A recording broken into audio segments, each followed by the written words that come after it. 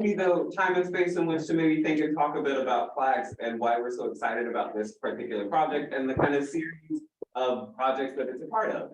So we are Flags, we are the board of co-chairs of Flags at the Center for LGBTQ Studies at CUNY, and we do all kinds of really interesting and exciting work. We get to bring you stuff like this, and like just really interesting sort of queer work that's happening in the community, all kinds of outreach programs. We would love to see what you want to see. And so one of the things that we're really trying to push this year is like membership, getting people to be engaged and involved, right? We want you as members of Flags, as sustaining members of Flags, as like invested members of our Flags community. What things do you want us to do? What kinds of space would you like us to open up? What kinds of things are under theorized or explored that you really want to see more talking about? We strive to be the space to do as much of that as possible. And you know, sometimes the internet undercuts us, but by and large, we do what we can to make as much space as we can. And so we love to have sort of like you guys here. We really, really appreciate the support. And we're very, very excited for this in particular as like a sort of inaugural way to think about Flags Reads as a series of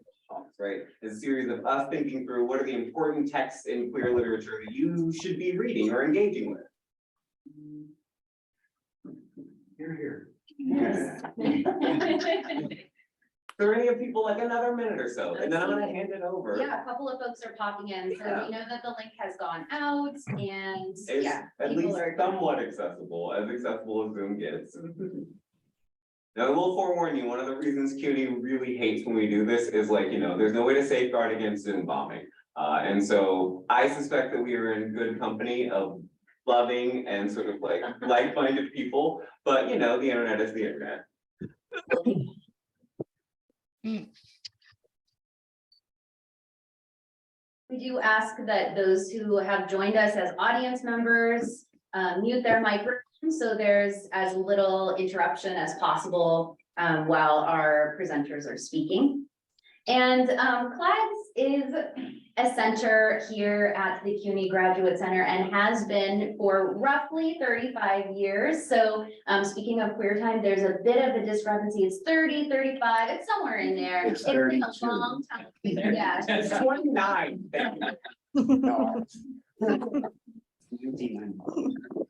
I was in the Flags office looking at an inaugural newsletter from Flags talking about a gala from the opening days of Flags and how 500 people were invited and Allen Ginsberg was there and this is a really Lily Tomlin and Alice Walker and so many amazing supporters from the beginning. But that makes us the longest established university-based center for the study of LGBTQ research. And we're really proud of that. But as you might have noticed, we don't have a robust staffing, and that's because we depend on you for donations. We are functioning with space that is given to us from the CUNY Graduate Center, but otherwise we are raising money to keep our programs running and to keep them free and accessible. So we do always ask that if you've enjoyed our programming, forgive us for the hiccup and please go on to flags.org and donate to support this so we can continue to offer this kind of programming to everyone. And hopefully in a more streamlined fashion. Okay. Oh my God, is there a question? Yeah, I just wanted to suggest to put the automated captions on if they're not already. Thank you. Well, people who know Zoom better than me. You know, everyone.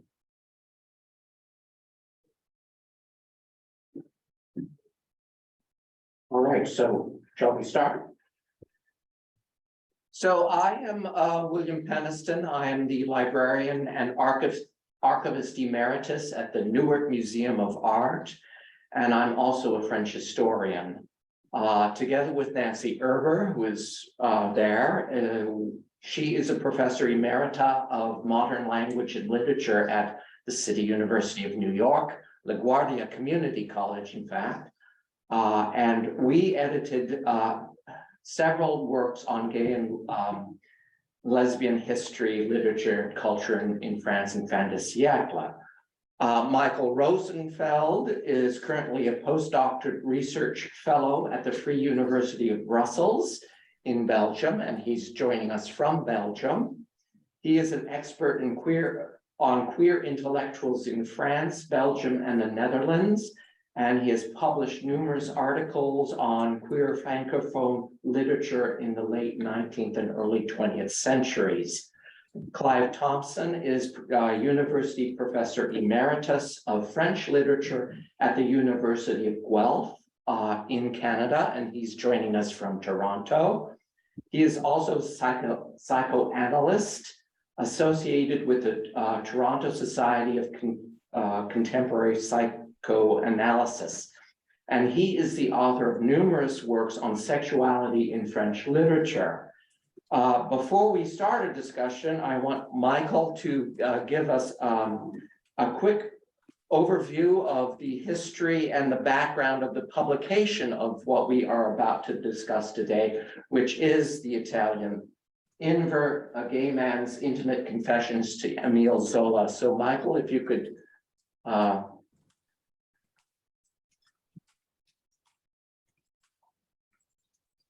Michael, you're muted. No, I'm not muted. You can all hear me now. So as I was saying, I hope you can also all see the PowerPoint, the slideshow, and I am going to start. In 1888 or 1889, novelist Emile Zola received a series of letters written in French by a 23-year-old queer Italian who wishes to share his life story and his passions. He hopes that his letters will inspire Zola to present a queer character in one of his novels in a more accepting light. The author frankly described his sexual experiences with other men and writes that his confession will, and I quote, reveal to you a frightful illness of the soul, a rare case, if not a unique case, unfortunately, which has been studied by psychological experts, but which until now no novelist has dared to dramatize in a literary work. His hope was that Zola would be able to use his story in one of his novels. And he writes, if in the sublime descriptions of human miseries, the misery that afflicts me can find a place in your work, please, sir, don't make me too odious. Zola is unsure what he can do with this document and files it away in a drawer. In 1892, medical student Georges Saint-Paul, whom you can see on the slideshow, as a medical student in 1892. So Georges Saint-Paul interviews Zola for his thesis, and the novelist is clearly impressed with this bright young man, and he befriends him.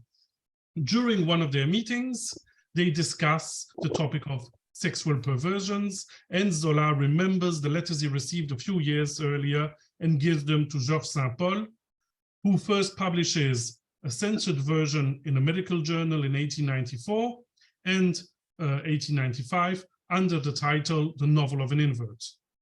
In 1896, this same censored text is included in his book Tard et Poison, Perversion et Perversité Sexuelle, with a preface by Emile Zola and a chapter also on Oscar Wilde. And you can see the cover of that book on the slideshow too. Saint-Paul claimed that the author of the text was the classic type of a defective person, a sick man, and also defined him as a born invert in the feminine form. So in this text, Saint-Paul operates three kinds of censorship. Part of the text which he considers too erotic or too sexual are translated into Latin. Other parts, mainly those in which queer love is defended or shown in a positive light, are simply removed. And the doctor also erases some details which would allow the readers to identify the author of the text.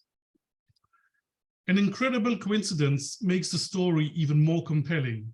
The Italian comes across Saint-Paul's medical treatise in a bookstore during one of his travels, and he writes a 40-page, 16,000 long letter, the first page of which you can see on this slide.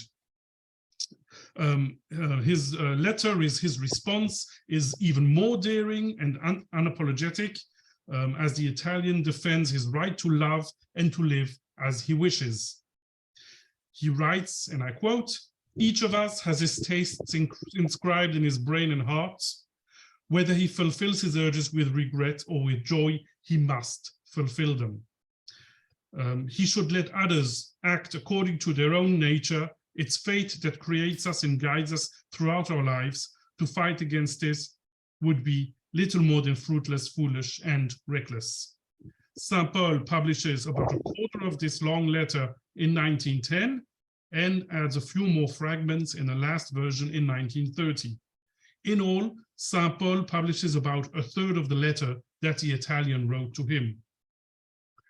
So the text of the Italian, the published version, is rediscovered in the late 1950s with the publication of a partial Spanish translation in the Argentine journal Los Amorales. And you can see a picture of the cover of that magazine on the slide. And in 1979, queer activist Pierre Anne published a tale in his book Nos ancêtres les pervers. The text is then edited in subsequent editions in French in 2005 and 2007 and 2012, but also, as you can see, in German and in English translations. So I'm going to say this again. All of these publications reproduce the censored version of the text which St. Paul published in 1896, 1910, and 1930. So in 2011, Alain Pagès, the director of the Zola Research Center in Paris, found the manuscript of the September 1896 letter the Italian sent Georges St. Paul in the Zola family archives, allowing us to discover the previously unknown two-thirds of this remarkable letter.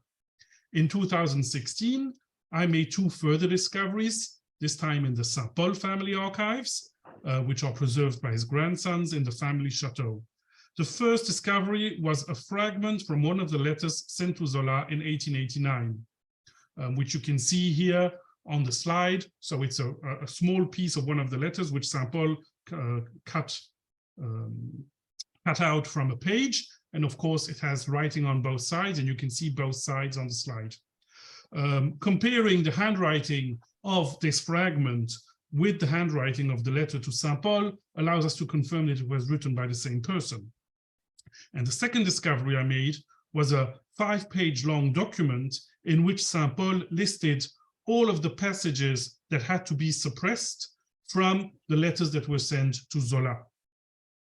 So with all of these discoveries in place, in 2017, we were able to publish the complete uncensored version of the letters that the Italians sent Zola and Georges St. Paul under the title Confession d'un homosexuel à Emile Zola, which means Confessions of a Homosexual to Emile Zola, in which also Clive Thomson was kind enough to provide an essay on St. Paul in the book. And then in July of last year, of 2022, together with William Peniston and Nancy Erber, we published the first complete unexpurgated version in English of this text under the title The Italian Invert, A Gay Man's Intimate Confessions to Emile Zola. And now I can also reveal to you that a new Spanish translation of this queer autobiography will be published by the Madrid-based publisher Amistades Particulares. The title, which you can see on the cover, with Así nací, así morir, which means such as I was born, I will live, and as such I will die, and which is a quote taken from the 1896 letter to Georges St. Paul. So it is indeed a remarkable queer autobiography. It brings to light the powerful voice of a young man who forthrightly expresses his desire, reveling in his sexual adventures, admitting unease at his behavior at times, but ultimately affirming eloquently his right to pleasure. And it is this text that we wish to discuss in some detail today. So let us begin with the question, who was the Italian?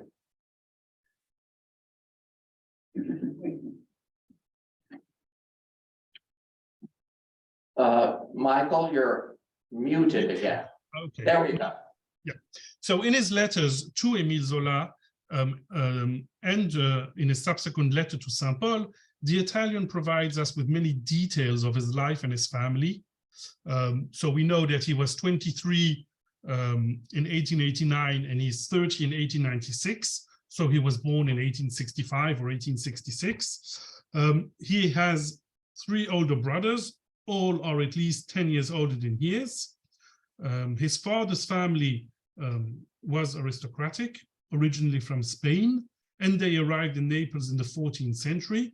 The senior branch of the family has the rank of duke, and the branch the Italian belongs to has the rank of count.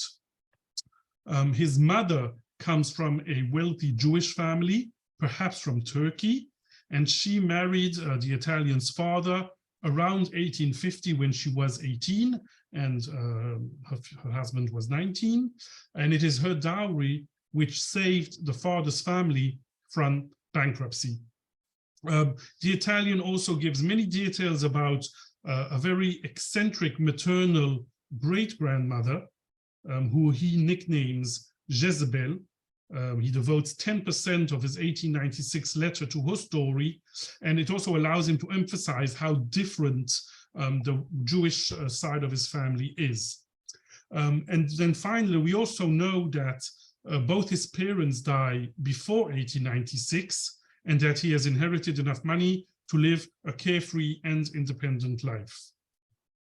And at the age of 23, when he was writing to Zola, he states, "I'm only an incomplete being, a monstrous being, desiring only what was not allowed. Why this negativity? Does he really believe it? Or is he just saying it because he thinks that's what Zola wants to hear?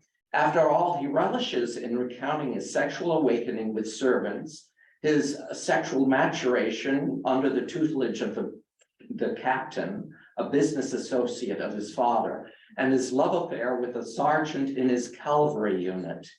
Is it possible then that even at 23, he has a more positive or accepting view of his own sexuality? How does he see himself at the age of 23?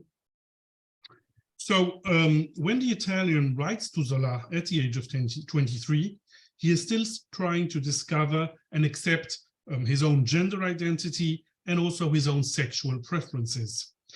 As he tells Zola, when he is a teenager, he at some point understands his difference. He's different than the other boys that he knows, and he becomes depressed and suicidal. He is unable to understand why, and I quote, "I began to think of myself as an exceptional and fantastic being in which nature had made a mistake, and as one who, while recognizing the horror of his existence, couldn't do anything to change it." So this attitude slowly changes when he is about 15, and when he meets the much older friend of his father, whom you mentioned, William, the man we call the captain, who at the time is over 50, and with who he has a relationship from the age of 15 to 19, and then afterwards he again has a relationship with him. The relationship with the captain is very much a sexual apprenticeship and not really an affair of the heart.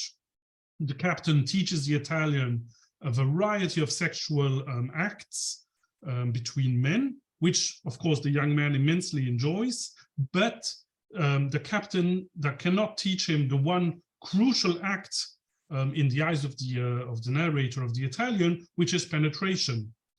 He does describe a few attempts, but they are not successful, which the Italian explains by saying that the captain has, and I quote, "an enormous penis," and that he cannot stand the pain. Both lovers are very frustrated that they cannot accomplish this ultimate act, which the Italian himself sees as crucial in his quest to become totally queer. It is also interesting to note how the Italian, when he tells of this affair he has with the captain, contrasts himself very sharply with him. And I quote again, "I dearly love the captain, who certainly felt very manly compared to me, who was so delicate and charming." At the age of 19, the Italian falls in love with his sergeant during his military service, and he describes this as feeling true love for the first time. And it's also a love which is reciprocated. And even though these two men, again, do not perform the ultimate act that the Italian so wishes for, their love is very deep and very committed, although it is also very limited in time, because we don't exactly know, but I mean, his military service was a year, the sergeant only arrives after some time, so they were together for 6 months or maybe 9 months. And the relationship then also ends when the Italian is done with his military service, but it has a lasting effect because it shows the Italian that he is able to love someone with deep love.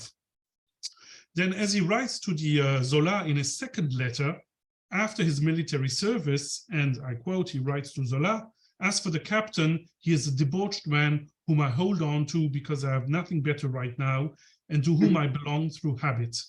Maybe I like him better than I realize. When he leaves, it upsets me, and these long absences are very unpleasant, even though I don't really love him. I've experienced true love only once in my life until now, and maybe I won't ever feel it again with such an intense outburst of tender and delicate feelings and such frightful jealousy." So he clearly contrasts his affair with the captain, which is purely physical, and the true love that he felt for once in his life by that age, which is with the sergeant during his military service. So another thing which is very apparent in the letters to Zola is that the Italian has mood swings. His first letter, he's depressive. His second letter, he's also depressed. And then in his third letter, he starts with an apology for the somber mood of his previous letters. And he writes to Zola, and I quote, "What I wrote bizarrely reflected my mood and the sadness and boredom that surround me. I painted everything an exaggerated shade of black and revealed myself as I am perhaps, but certainly not what I am always. I am this way, and my feelings of melancholy and sadness have become the basis of my character. But I do come out of it often, and I don't always feel so unhappy." It is also in this letter, in the third letter to Zola, that the Italian challenges his own conceptions as he wonders, and he then tells Zola, and again I quote, "As a man with a beautiful body, I have the mind, the charm, and all the tastes of the most delightful women. I can therefore profit sometimes from the combined gifts of both sexes, even if I sometimes torment myself for being neither a man nor a woman." And then the last document he sends to Zola is a postcard, which is extremely revealing, because the Italian, it's a very short text, and what the Italian says in that text is that he has finally had full sexual relations with a man, which really pleases him. And again, I quote, "I still have the most delicious memory of it and was perfectly happy this morning, I can assure you. I'll shout it from the rooftops. There, where everyone else had failed, he has succeeded."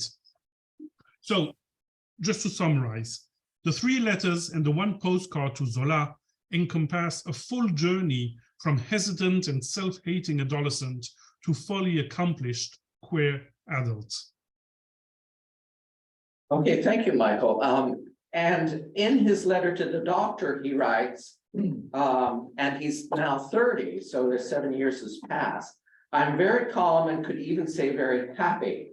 I know now what I am and what I want. I've made up my mind and I look for as much happiness in life as I can without worrying about the rest." Has he, in other words, reached the stage of acceptance?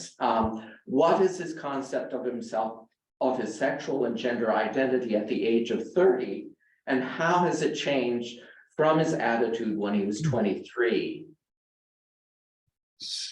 So one major change that has happened since between the time he writes to Zola, and the time he writes to Saint Paul is that he is now completely independent.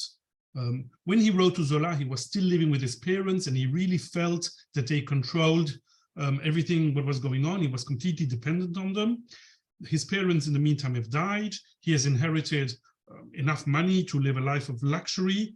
And so we really see that difference between when he is 23 and 7 years later, when he is totally independent, and he has also grown up a lot.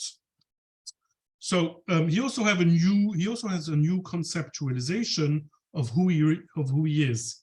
And he writes to Saint Paul about his appearance in the following terms: "My body resembles the most charming Greek statues, but I'm more like the statuette of Hyacinth in the Naples Museum. Do you notice delightful bronze? Than the statue of the hermaphrodite. As I grew, my hips narrowed, and my torso is certainly that of an ephebe and not of a woman." So we were able to identify the statuette the Italian refers to with the help of one of the conservators of the National Archaeological Museum of Naples. I mean, I sent him the description, and he immediately recognized that the Italian is speaking about this statuette. You can see the images on the slide, which is from Pompeii, and which, even though it is now identified as a statuette of Dionysus, at the end of the 19th century, it was identified as being Hyacinth. It gives a very clear image of how the Italian sees himself at the age of 30, a young, androgynous divine hero of Greek mythology. Gone are the hesitations about his gender identity. He now sees himself as a graceful young man, slightly ephebe, but certainly not a woman anymore. And as he writes toward the end of his letter, he describes himself as being a strange being, neither man nor woman, or rather both man and woman at the same time, with strange inclinations, loving men with a woman's passion, but also with an impetuousness, an enthusiasm, and an ardor that women don't feel, emotions that only a man's strength and energy could muster. And together with this new certainty about his gender identity also comes a new vision of who he is and what he wants. At the beginning of his 40-page letter to the doctor, the Italian defines his sexuality as a terrible affliction and as an illness, but he then goes on to slowly deconstruct what Saint Paul wrote about him in the 1896 book. He starts by emphasizing the innate nature of his feelings, wondering if his heredity is not to blame. Just to remind you, his father is an Italian aristocrat. His mother comes from a Jewish family. And the Italian emphasizes that this heredity is to blame because he declares we are what our parents made us, and goes on to accept who he is. And I'm again quoting, the Italian writes, "Ah, sir, to feel different from everyone else is sometimes satisfying, but how many hours of anguish are often the penalty for a few moments of pride and infernal pleasure. Enough. Let's end our talk of philosophy and accept life as it is and not as we would want it to be. Each of us has his tastes inscribed in his brain and heart. Whether he fulfills his urges with regret or with joy, he must fulfill them."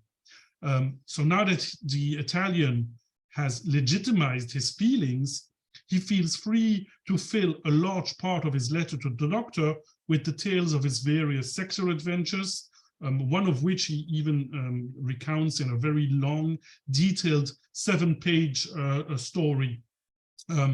And he also ends the letter to Saint Paul with a 2-page, very militant statement defending queer love. And so the other question we should be asking is, why does he choose Zola to write to? He describes Zola as the greatest novelist of our time, who with the eye of a scientist and an artist perceives and paints so powerfully all the oddities, all the infamies, and all the maladies that afflict mankind. We know a little something about how Zola reacted, but he also wrote this preface to St. Paul's book. I was struck by the great physiology and social interest it offered. So how so? And more importantly, did Zola ever use any of this material in any of his novels? So when Zola receives the Italian's letters, he is busy writing La Bête Humaine, The Beast Within, and the notes he has for this novel indicate that he considered at some point integrating what he calls pederasty into the plot, but then decides not to, and he writes, and I quote, "No, I'll rethink that. No pederasty, that's a detour, sends me into trite and despicable territory." So that's 1889 or 1890 when he's writing La Bête Humaine, which comes out in 1891. However, in 1890, excuse me. However, in his 1892 novel, La Débâcle, The Debacle, this novel centers around two protagonists, Maurice and Jean, who are both soldiers in Napoleon III's army during the Franco-Prussian War. In the novel, these two men declare they loved one another. They share two passionate kisses over the course of the novel. And it has been my hypothesis that the relationship between Jean and Maurice is not only queer, but also has very strong parallels with the love story between the Italian and his sergeant during their military service, and also that Zola uses some of the images that the Italian writes in his own letters to Zola. So the novelist uses these images to describe the relationship between Jean and Maurice in La Débâcle. It is even more revealing that in his 1898 novel, Paris, Zola inserts a character called Hyacinth, who is the son of the Baron de Villars, and who is a very young, he's a young and a very queer man who very strongly resembles the Italian. Sentences in the novel itself about Hyacinth are strongly influenced by the Italian's 1896 letter to Saint Paul, which the doctor sent to Zola in January of 1897. So this is exactly the same period when Zola is working and is writing Paris. In Zola's preparatory notes, he clearly indicates his intentions for the character, as he described him, and I quote, as a degenerate sort, but very elegant, very stylish, very well dressed and well groomed, long blonde hair, curly, goes to all the extremes, Ibsen, Nietzsche, individualism, sodomy. He's a braggart of vice and especially of pederasty, Douglas style. So the Douglas here refers, of course, to Lord Alfred Douglas, who was Oscar Wilde's lover. And the description of Hyacinthe resembles the Italian's descriptions of himself very, very closely. In the novel itself, Zola defines Hyacinth as a sodomist. That's the word, it's the only time that that word appears in all of Zola's works is in Paris. And he also describes him in the novel as being as such. He was 20 and had inherited his mother's pale blonde hair and her long face full of oriental languor, while from his father he had derived his gray eyes and thick lips, expressive of unscrupulous appetites. He took some interest in poetry and music and lived in an extraordinary circle of artists, low women, madmen and bandits, boasting himself of all sorts of crimes and vices, affecting a horror of women. So this text very closely resembles the same words and the same appetites that the Italian describes about himself, and also the same activities that the Italian likes, Hyacinthe in the novel likes. There are other elements which were also clearly influenced by the Italian's letter to Zola and to Saint Paul. First of all, the name Hyacinth. You can still see the statuette of Hyacinth that the Italian says he resembles. You can still see it on the slide. So that's the name that comes from there. So it's in the text, that's in the letter that he sends to Saint Paul.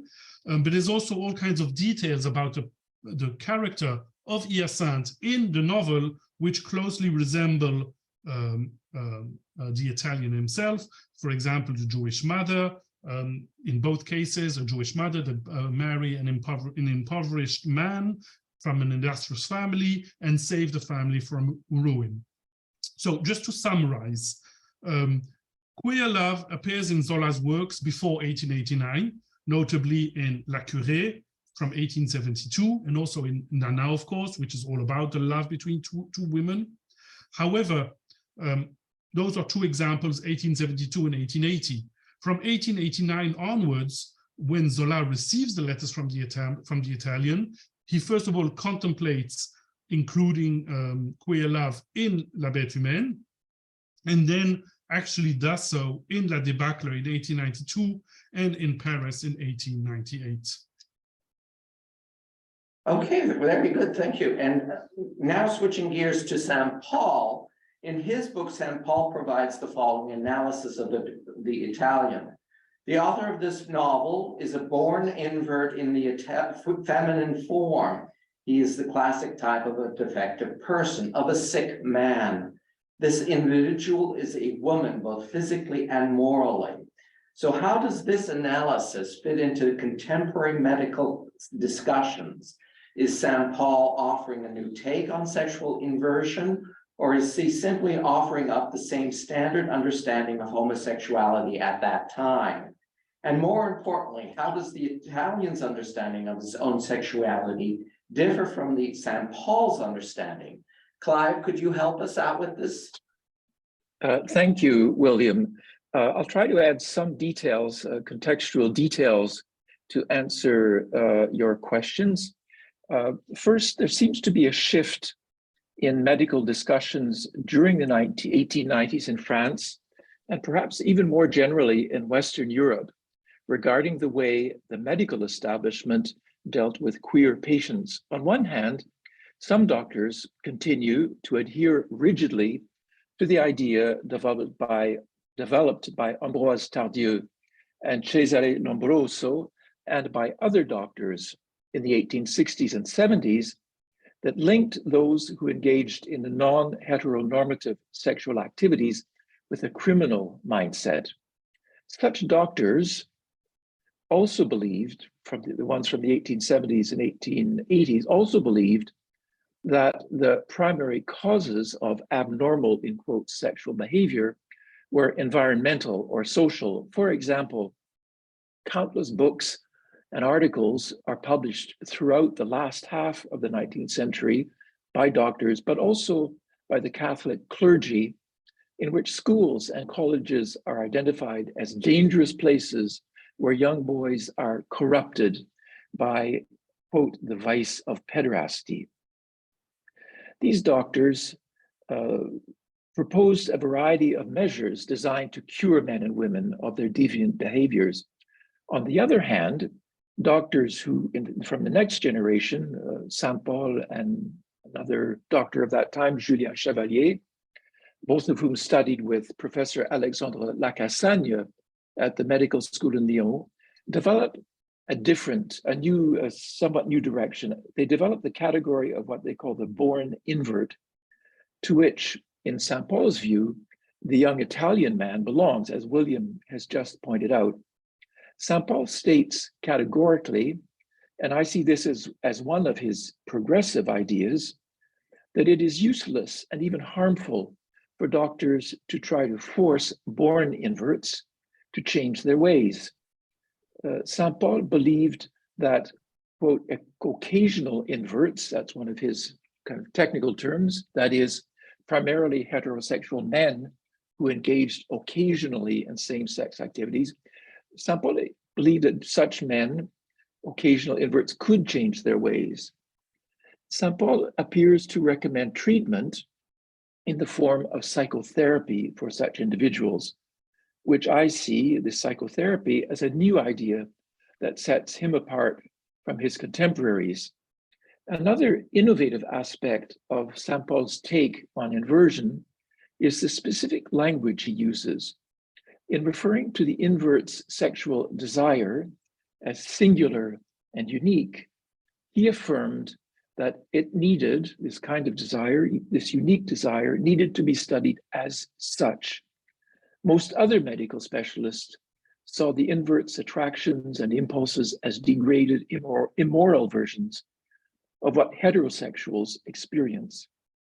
In summary, I would say that Dr. Saint-Paul's position on inversion has some progressive aspects, but it's also conflicted and contradictory, in some ways, in the way Zola's attitude is conflicted and contradictory.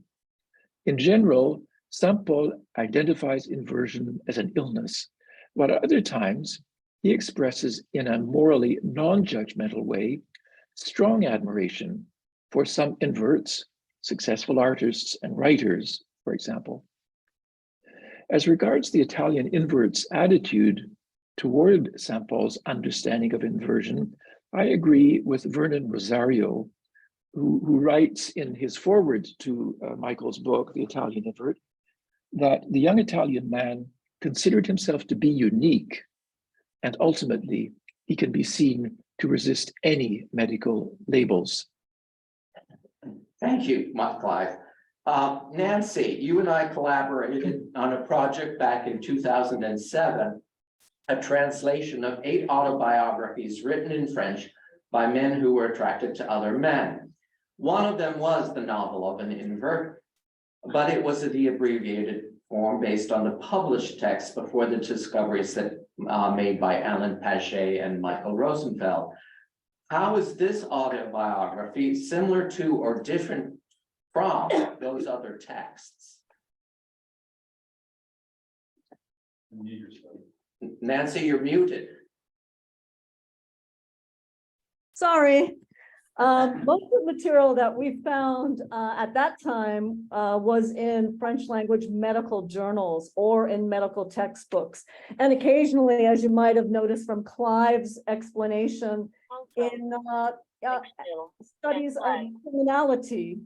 So what we found in general, different from Michael's edition of the story of the invert, is that most of these autobiographies were actually written by the doctor or edited by the doctor, or they're based on interviews or a questionnaire that the medical professional proposed to the person that was being studied.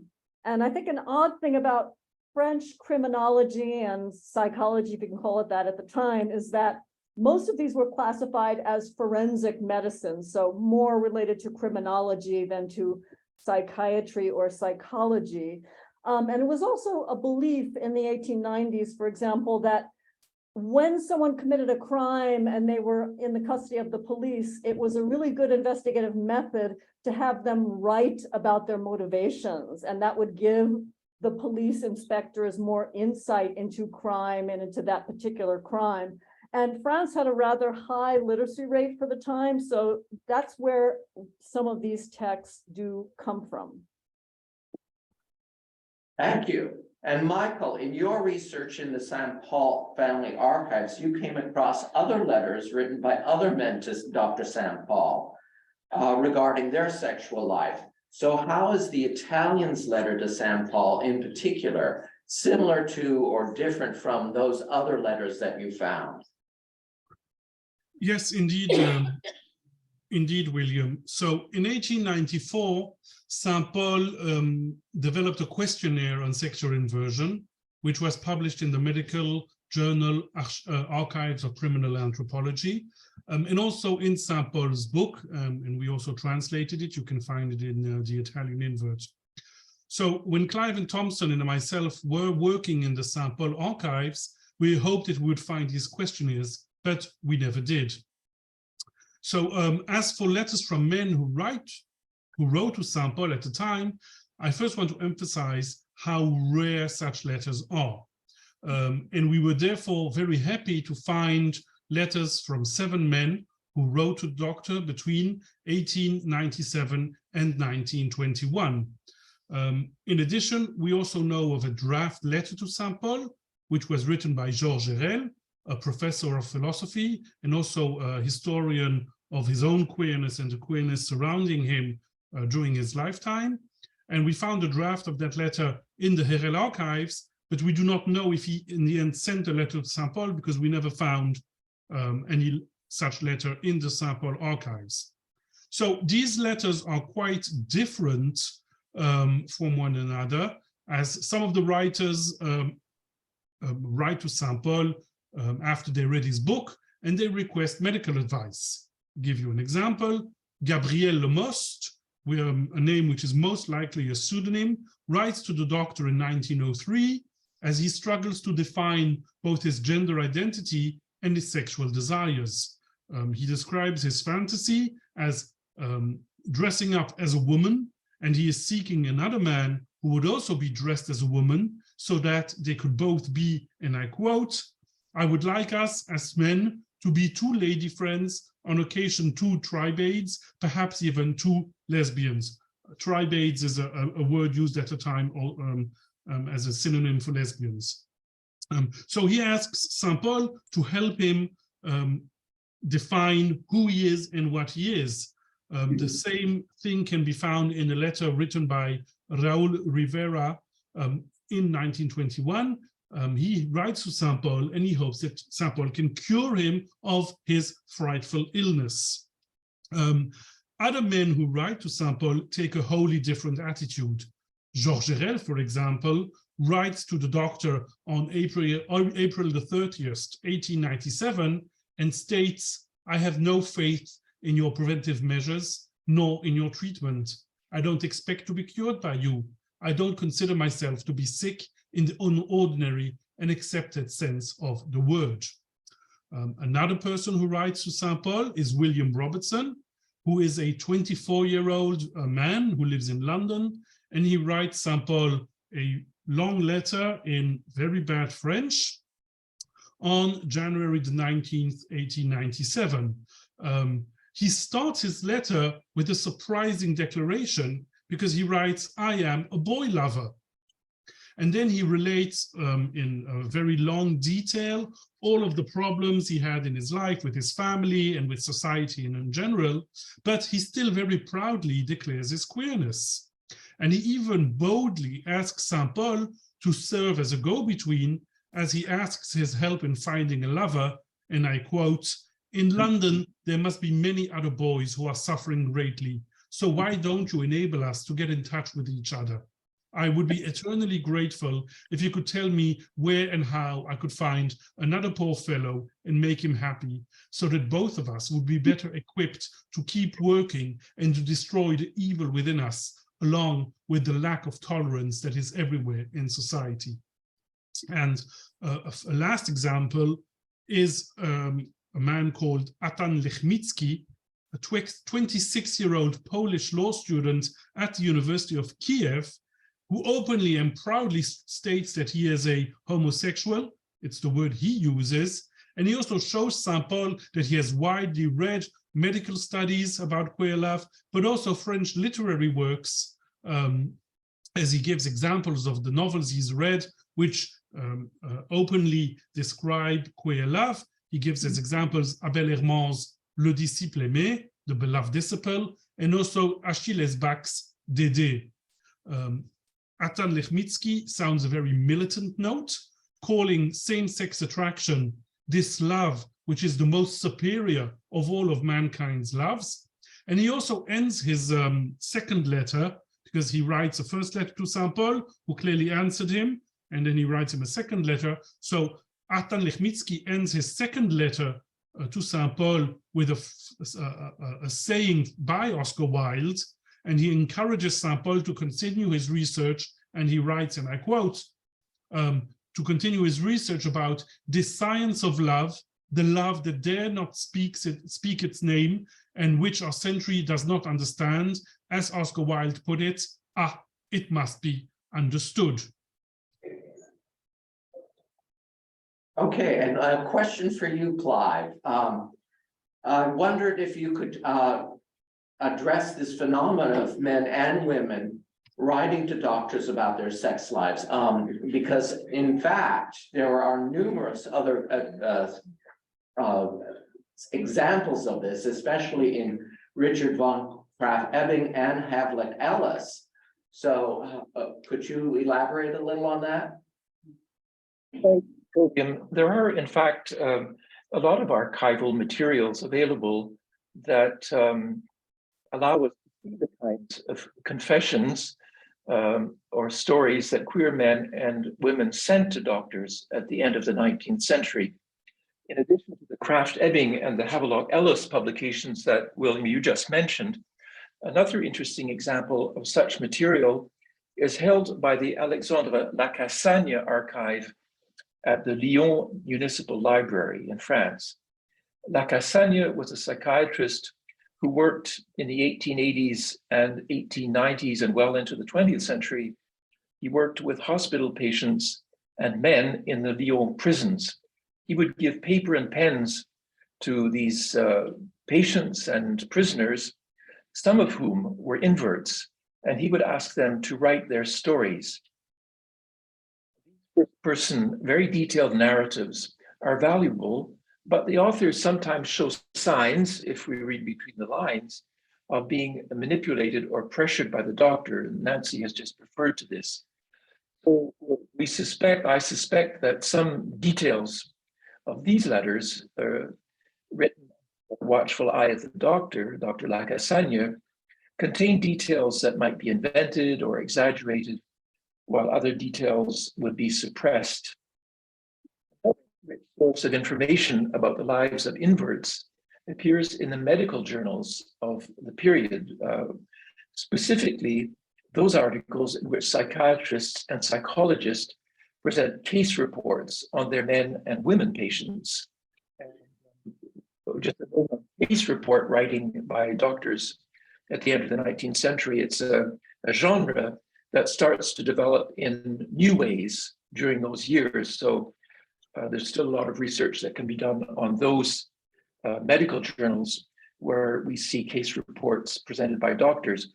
These case reports contain, of course, highly manipulated, censored versions of the invert stories. The whole archive that Michael has been talking about contains letters written by inverts whose motivations are varied and sometimes surprising. Michael has described to you those letters.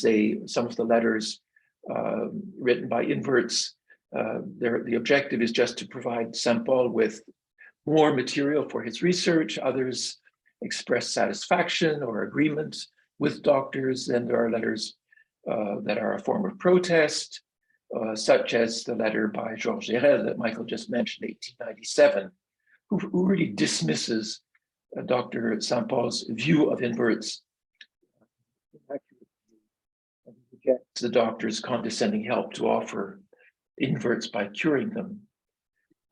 I mentioned these other letters from, for example, a really interesting one of a lonely man who asks the doctor to help him find a romantic partner. The Georges Herel archive, which is located in the Troyes Municipal Library, that's Troyes is a small town, an hour and a half east of Paris. That archive provides a wonderful picture of the lives of inverts in the 1890s. Herel, who was a school teacher of philosophy, decided to carry out his own investigation, and he adopted the same procedure as the medical doctors when he invented his own questionnaire, which was very different, of course, from the doctor's questionnaire. But Herel submitted his questionnaire to his homosexual friends, recorded his friends' answers, and all of their answers are in the archive. Those are, I think, verbatim transcription of what friends told them. So they're quite interesting.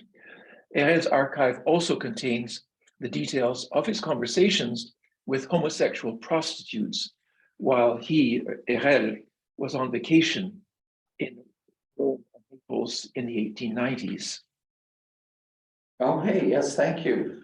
May I just interrupt? Clive, your mic seems to be going in and out, so just make sure that you're not like brushing over or covering up a portion of your microphone when you speak. Thank you. I wanted to switch gears a little and talk a little more about the Italians' own experiences. So he writes, yesterday when I went to the post office to send the long letter that I addressed to you, I was struck by the good looks of one of the postal clerks. Romans are really very handsome. Today, I mailed several letters just to go back to see him. And I enjoyed talking to him and looking at him. He's definitely a charming man. So what does this text tell us about queer life at the end of the 19th century? It certainly tells us a lot about cruising, doesn't it, Michael? Yes, it does. The second quotation you have on the slide is from the Italian when he is a teenager, and he writes that as he's walking in the street, he notices that men struck me as charming and handsome because of their strength and vigor, and I felt attracted to them by an unknown force, an irresistible attraction. I used to like to watch handsome young men pass by in the street, and when someone pleased me, I would retrace my steps to see him again.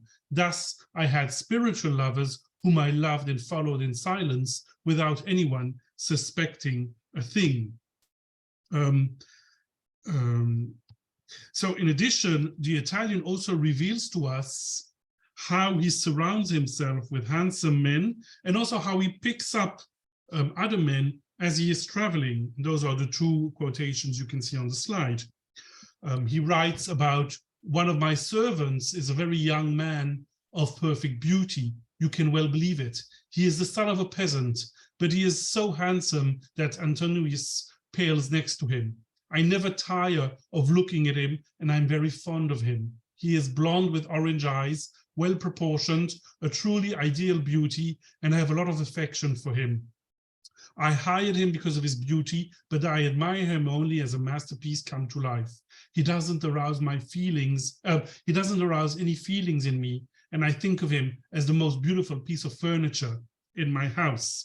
And the second quotation is, of course, extremely interesting to me because I am currently in Belgium. So the Italian writes that, one day I met a young and handsome ticket controller on the train in Belgium, and I pestered him and spurred him on so much that finally he went to bed with me.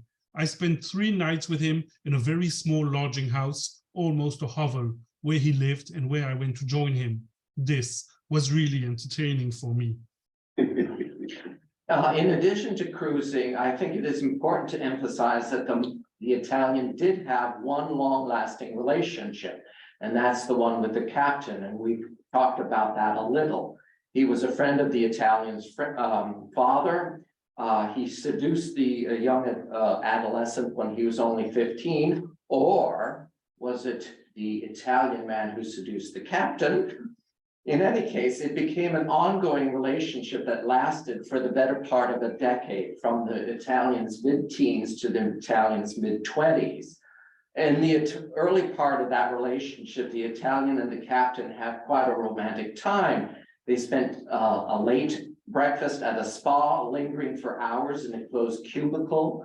They experimented in their lovemaking, the captain teaching the Italian all of his repertoire. He used to dream up all sorts of new positions and motions, alternating and repeating them again and again, listing and twisting in an odd way.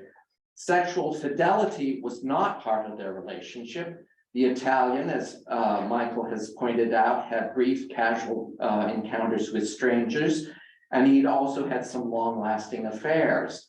The captain had his own affairs, especially when he was away on business and frequently with women. The Italian was not just jealous, or so he claimed. He said, as long as he doesn't cheat on me with boys, he was okay. But he did fear the captain's jealousy. If the captain knew about my current flirtation, he wrote Zola in his postscript, it would be a lovely affair. He'd be capable of strangling me. Michael pointed out that in his letters to Zola, he contrasted his love affair with the sergeant with this very physical relationship with the captain. But it is important to emphasize that when he returns home after his military service, he takes up with the captain once again. The two of them visit the same social circles. And it's curious, are they perceived of as a couple? The Italian doesn't think so because he's careful not to permit any pleasantries with the captain. He feigns indifference. He sometimes contradicts the captain. He often treats him very badly, but afterwards they always make up. One day they went to a masquerade ball. The Italian dressed as a Roman patrician, showing off my naked arms and legs with lavish sandals. And the captain dressed as a gladiator, showing off superbly his whole robust body. They have apparently caused quite a furor. It's not clear if it's because of the costumes or because they were there together as a couple. But later, back at the captain's place, in their excitement, we abandoned ourselves to mutual delight. So in the letter to the doctor 7 years later, at the age of 30, the Italian admits that he maintained his relationship with the captain up until the latter's death. He was a real demon, he wrote, but I liked him because of the grandeur of his vice and because of the energy and force that never abandoned him. In the end, as the Italian reflected on this decade-long relationship, he admitted, maybe I love the captain better than I think. Now, switching gears again, I think we should kind of wrap up. So let us go straight to another question. And this comes from Zola's preface. He says, this confession touched me with the absolute serenity, its absolute sincerity, because one feels the passion. I will almost say the eloquence of truth through the text. And Zola wrote, this confession is sincere. It is true, derived from a truth that we feel from its emotion and its sadness. But is it really an authentic autobiographical text, or is it a fake? And does it really matter? So Nancy, how would you answer that question? Well, I'd say that the evidence points to his authenticity. Not only do we have some samples of his handwriting, and we have various letters that he wrote to two different sources. I think that a hoaxer would not have put together such an elaborate trail to convince people that someone like the Italian existed. Now, he was Italian, as we've said many times over. He did spend time in Paris because of his father's business, and he did write these letters to his two correspondents in French because they were French. His French is pretty good. It's not perfect. There are some, mistakes here and there, or some, kind of vagueness in some of the vocabulary. But I'd say that the very few scholars who have said, well, the Saint-Paul published it in the Archives d'Anthropologie Criminelle and called it a novel. But that was a rather common title for a lot of personal tales or personal stories at that time in the 19th century, like the novel of a servant, for example. So I think that that's really going off on a bit of a tangent to say that even though we cannot track down who this person was, that he actually did exist. That's my own take on it. Okay, thank you. And Clive, how would you answer that question? I'll be very brief. When I read this story in its censored version in Saint Paul's medical publications, or these medical journals, I read this back in the 1970s when I was working on my PhD thesis, and I never doubted for a moment. I mean, I never even asked myself if this might be a hoax or a made-up story.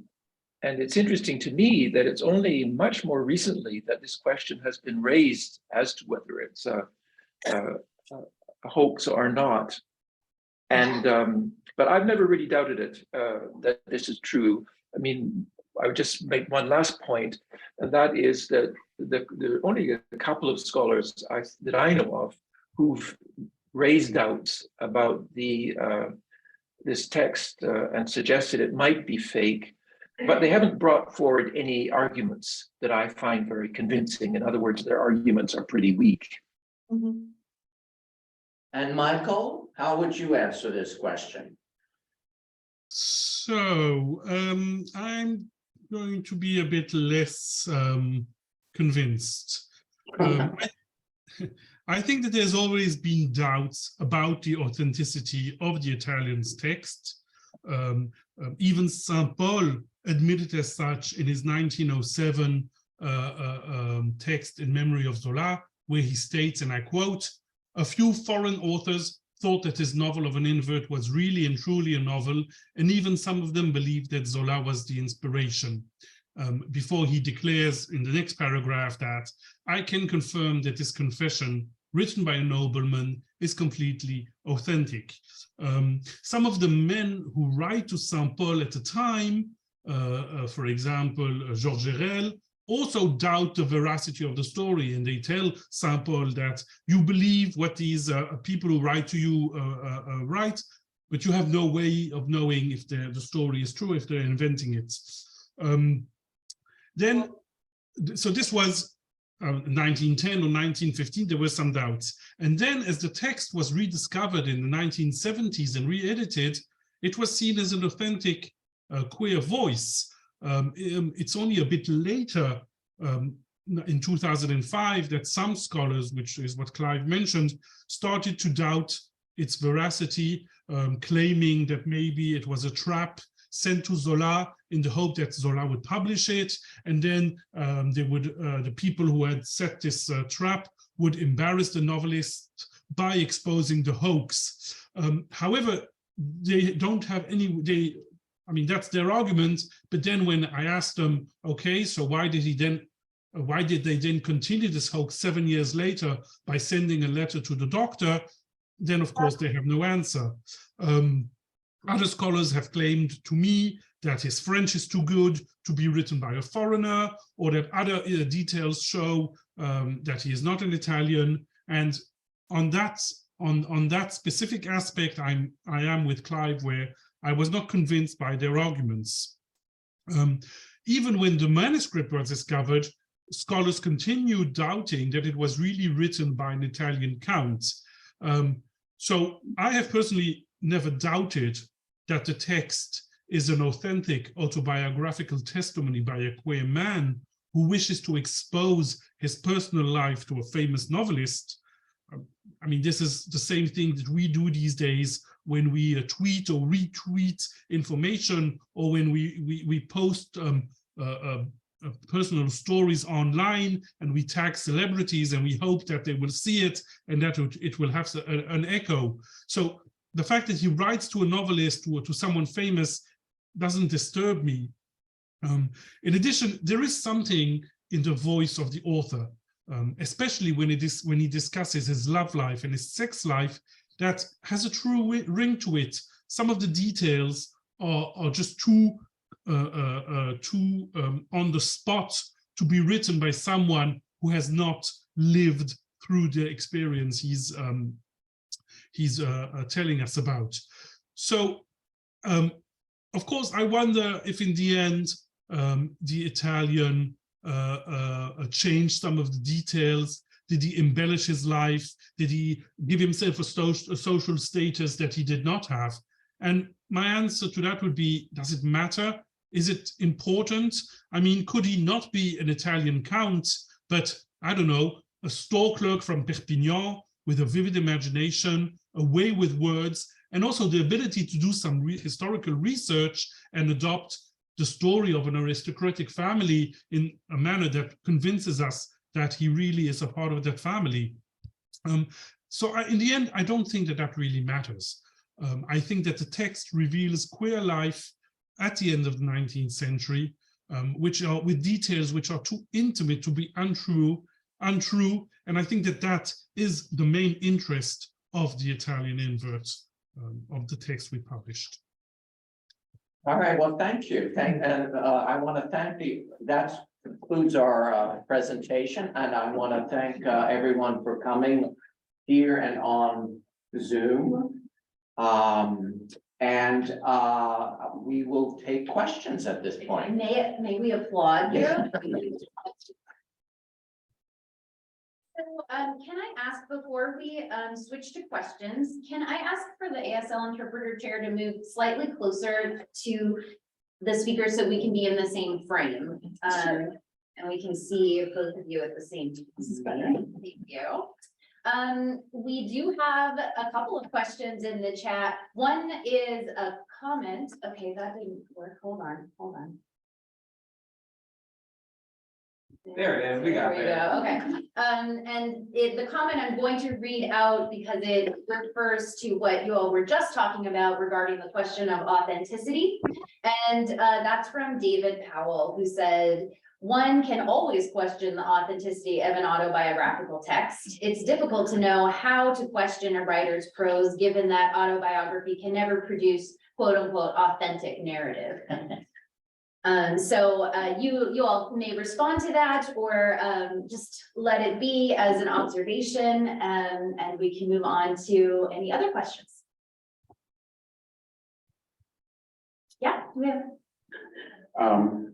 The chart of the family tree was hard to read, obviously, but are those all individuals who can be identified because he talks about them?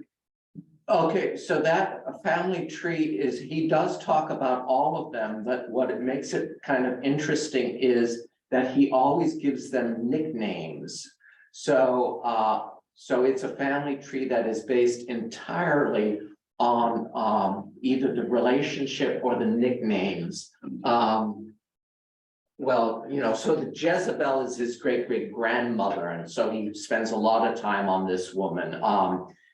This fellow over here, Sandor Pantanali, is he had an affair with him, is a step cousin, the stepson of half sister.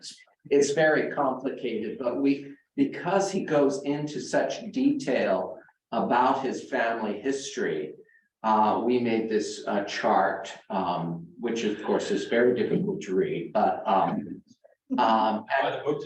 and we that was one of the questions I did not I skipped over because of shortness of time. I was wondering if maybe Clive or Michael might like to give just a brief answer to why was this description, this long description of this family so important? Did it relate to these theories of degeneration and heredity that was so common at that time? So Clive or Michael? well, I can answer that. Okay. Yeah, I think that there's two parts here. On the one hand, he wants to show that his father comes from an illustrious family, 500 years of aristocratic families. Some of them were very close to the royal courts. Some of them were very important in the history of Italy, or so he says. So I think that on the one hand, he wants to show that that part of his family is really the crème de la crème, the top of the top. And then he gives the details about his mother's family, the Jewish side of the family, because, as you said, he wants to show that these two cultures clash when they mix, and that is probably what made him who he is. So yes, it's the theories of degeneration, the theories of hereditary faults, and so that's why he gives all of these details. And then he also gives details about his contemporaries, his brothers, and all of that. And to me, it's because he wants to show that he is the outlier. All of his brothers are all married. They're all, for as far as he knows, heterosexual. They all have children. So he wants to show that he is the outlier of his whole family. Fantastic. So we do have a question on the chat, and I know that the quality of French has come up a number of times in this discussion, and so I am not going to read it and mangle the several French names. Manu, are you willing to unmute yourself and Yes. ask a question? Thank you so much. William, hello. I haven't seen you in many years. Yes, hello. Now, do you think that the Italian could have read a book that was published in 1630 called Il fanciullo Alcibiade a scuola, which is an apology for pederasty? So, and this was then published in French in 1866 and 1891, Alcibiade enfant à l'école. And I'm just sort of curious if anyone has looked at both the French and the Italian text to see whether there's any echo of this text in the Italians' writings. Well, I have not, and I'm not familiar with that text. Michael or Nancy? So I do know that text. I know the French version of it. I don't think the Italian read it. I did not see many. I mean, of course, yes. I mean, there's love between men, and there might be an echo of the relationship between the young man and the older man in Alcibiade à l'école. There might be an echo of that with the captain, but I mean, the only common point is that, well, it's a younger man with an older man, but there's nothing more detailed. The Italian does, within the text, give a whole list of the books he reads. I mean, he's read Zola's novels. He writes that he loves Mademoiselle de Maupin, of course. Mademoiselle de Maupin is a very a queer novel also with he does give he reads Balzac. He gives a long list of all of the novels that he likes and that he doesn't like. So I think he would have mentioned Alcibiade à l'école, especially because the original is in Italian, so he could have read it in Italian, but he doesn't. So I'm afraid he doesn't. Can I just say one more thing about the family tree? Yes. Has anyone looked in the Almanach de Gotha, or actually spoken to a member of an Italian of a Neapolitan noble family, because there's enough detail in there that they might be able to know which family this is, because the intermarriage with an Eastern Mediterranean Jewish woman, and also with English women in the ancestry, that I think is unusual enough that if this is accurate, then someone might be able to say, aha, that's that family. Michael, you did have some friends help you, so could you address that? Yes. So I spent years looking for him. Years looking for him. First of all, I contacted Italian colleagues who specialize in noble families, especially noble families of the Kingdom of Naples at the time. And they were unable to help me. According to them, there are hundreds of families of counts, hundreds also of Spanish origin at the time, all of them married with nobility in other countries, including English, especially they all married with English families when the British Navy protected Sicily during the Napoleonic Wars. Then I also looked for the Jewish family, the mother. The problem is that the Italian himself says that by chance, his mother's family name is the name of a very well-known noble family in Europe at the time. So again, dead end. I then went through the 1,400 pages of the Annuario della Nobiltà of Italy of 1896. And I looked at all of the families which are in Naples or which are in the surrounding area, and I could not find one family which had 4 sons and where the title of Count passed from the father to the oldest son between 1889 and 1896. So you're all going to say, ha, proof that the Italian isn't telling the truth. Yes and no, because that annuary of noble families, of aristocratic families, cost money. So families had to pay a fee to appear in it. And it turns out that very little families were interested in doing so. And so it's a very incomplete image of all of the noble families in Italy. Thank you. Another question? I think there's There's a one more. question here. Yes.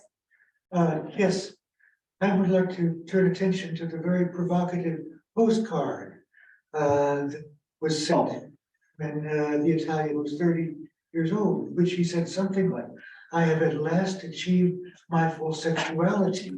I don't remember the wording of it. Was he indicating that he finally was able to achieve penetrative sex? Yes, indeed. That postcard. So when he was writing to Zola at 23, he talks about meeting a man at the hotel that he's staying at, and he goes into great detail about the looks across the dining room table or the lounge or whatever, and eventually they go upstairs, and this man, he says, with enough cold cream and enough patience, this man was able to penetrate him.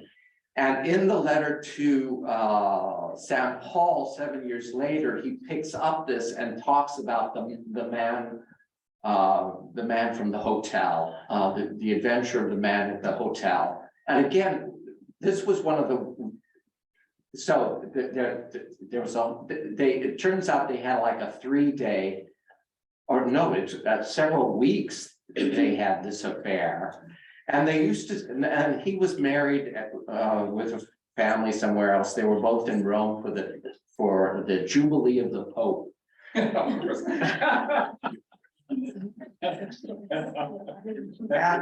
yes, well, yes. So and afterwards they would see each other occasionally they would meet again in Rome or someplace else, and the man was on business in Naples or whatever. So the affair continued for a while, but it was always just a sexual thing. The man remained married with his kids and just did this on business trips.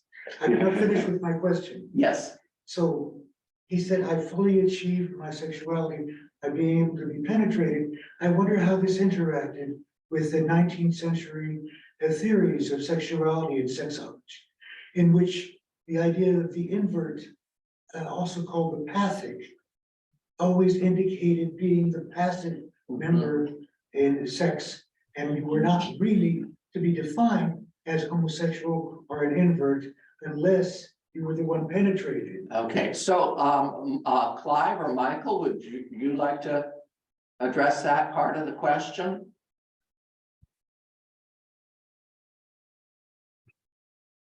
Michael? Right. Well, yeah, I can answer. It's fine. So I've always had the feeling that the letters the Italian sends are kind of a quest for the Graal. So this is what he writes in his letters to Zola. It's really it's a bit of a Bildungsroman where he's trying to achieve the act which will finally make him fully queer. And so this postcard is the proof of that, because I don't know, you can't see it. I know I've projected it, but I don't know if you can see it in the. We see it very well. Thank you, Michael. Okay. It's nicely on this. He really says, there where everyone else has failed, he has succeeded. So what must come to pass has come to pass. For him, it's really something that is extremely important. And he writes this when he's 13 years old, and he forces one of their servants to show him his erect penis. He says that he regrets that he doesn't have anywhere in his body where that object can enter. And so he slowly realizes that he does have such an orifice, but it's too difficult for him with the captain, and then with the sergeant, they're not interested in doing those things. And then in the end, he manages to do it with the man the man from Milan, as he calls him, even though they meet in Rome. So I hope I'm answering your question, but he really sees this as something that needs to be achieved. And the doctor, when the doctor writes the introduction and the analysis of the text, he writes that this really shows what a debauched person the Italian is, because he does do this despicable act in the end. I guess what really addressing was he responding to the prejudices and misconceptions about homosexuality in the time he was living, and that made him react in this way to the act of penetration. No, I think he just Maybe- wanted, I think he just maybe- wanted to get laid. No, maybe I could jump in. I think, I mean, this what you're saying is very interesting, and I haven't thought of this angle on this particular story in this postcard. But I think you could very well be right that perhaps in an unconscious way, the young Italian is in fact expressing his in his own way, through his own desire and his sexual activity, he is expressing a sort of liberation from a very dominant discourse at the time in the medical community about what you've referred to,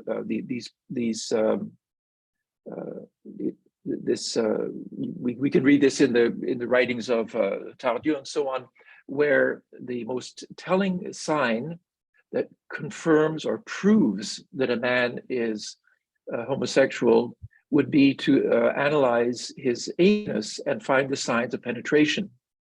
So I like your hypothesis that this story about finally succeeding has something to do with the young Italian's sense of liberating himself from something that was constraining at this time. Now, we are over, but Manu has an enthusiastic hand up. So perhaps one more comment and then we can wrap up. Okay. Right. Can you hear me? Yes. I just want to check. So the original letter, has that survived? No. In full? No. Not in full. Michael, you could probably answer this better than me. Yes, 1 second. I'm looking for the right slide. 1 second.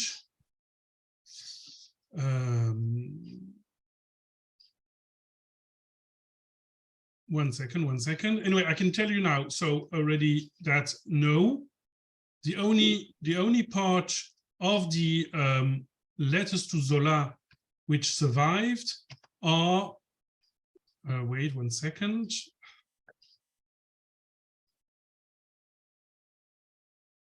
Are these two fragments, which Saint Paul cut out, and he stuck them on a page when he says, sample of the handwriting of the invert who wrote to Zola, So this is the only fragment of the letters to Zola which has survived until now. Nobody knows where the manuscript is. And actually in 1907 or 1908, Zola's widow writes to Saint Paul and asks, do you know where the manuscript is? And he says, I do not have the manuscript. So the full manuscript of the letters to Zola was lost. This is the only fragment which has survived. And then there are letters to Saint Paul. There are different letters, and that's what you've discovered. There's one letter to Saint Paul. It's a 40-page long letter to Saint Paul, Okay. and that was found in its entirety. I see. Thank you. And that letter was published in 1910 and 1930 in abbreviated form. Only about a third of it appeared. And so that letter was known only by this abbreviated form until 2011, when Alan Paget discovered it. And then he told Michael, and Michael published it in 2017 in French. And our book includes that letter in its entirety. That feels to me like a very good invitation for you to hold the book up and also tell us the name of it one more time. Oh, okay, so here's the book. It is The Italian Invert, a gay man's confession to Emile Zola, a gay man's intimate confessions to Emile Zola. Thank you so much. This has been incredible. I mean, I've learned so much and I have a world of questions, but obviously we're out of time. There's a book and you should absolutely read it because it sounds incredible and super interesting. Thank you guys so much for being here and please do consider donating to CLAGS and following the program we're doing in the future. All right, thank you very much.